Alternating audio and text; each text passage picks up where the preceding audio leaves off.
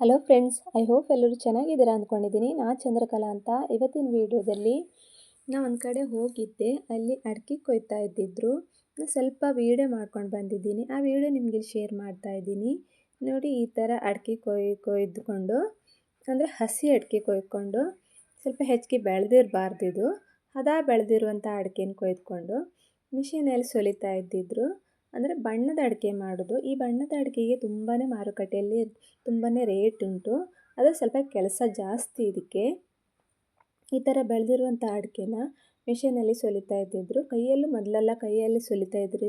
ಈ ಕೆಲಸಕ್ಕೆ ಜನ ತುಂಬಾ ಕಡಿಮೆ ಸಿಕ್ಕೋದ್ರಿಂದ ರೈತರು ಈಗ ಮಿಷಿನ್ ಮೊರೆ ಹೋಗಿದ್ದಾರೆ.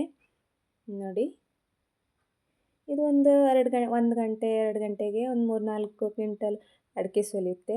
ಹಾಗಾಗಿ ಈ ಮಿಷಿನ್ ಬಂದ್ರಿಂದ ಸ್ವಲ್ಪ ಕೆಲಸ ಕಡಿಮೆ, ಕೆಲಸಕ್ಕೆ ಜನ ಕಮ್ಮಿ ಸಿಕ್ಕರೂ ಆಗುತ್ತೆ.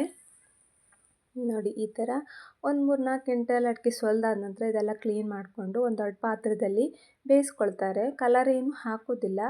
ಅದು 1 ವಾರ ಬಿಸಿಲಲ್ಲಿ ಒಣಗಿಸ್ಬೇಕು. ಚೆನ್ನಾಗಿದ್ದ ಬಿಸಿಲಲ್ಲಿ ಒಣಗಿಸ್ಬೇಕು. ಮೋಡ ಎಲ್ಲ ಬಂದರೆ ಅಡಿಕೆ ಎಲ್ಲ ಕಲರೆಲ್ಲ ಚೇಂಜ್ ಆಗಿ ಹೋಗುತ್ತೆ. ನೋಡಿ, ಈ ಥರ ತುಂಬಾ ಕೆಲಸ ಇದಕ್ಕೆ. ಅದಾದ ನಂತರ 1 ವಾರ ಒಣಗಾದ ನಂತರ ಇದನ್ನು ವೆರೈಟಿ ಮಾಡ್ತಾರೆ. 3-4 ವೆರೈಟಿ ಮಾಡಿದ ನಂತರ ಇದು ಮಾರುಕಟ್ಟೆಗೆ ಹೋಗುತ್ತೆ.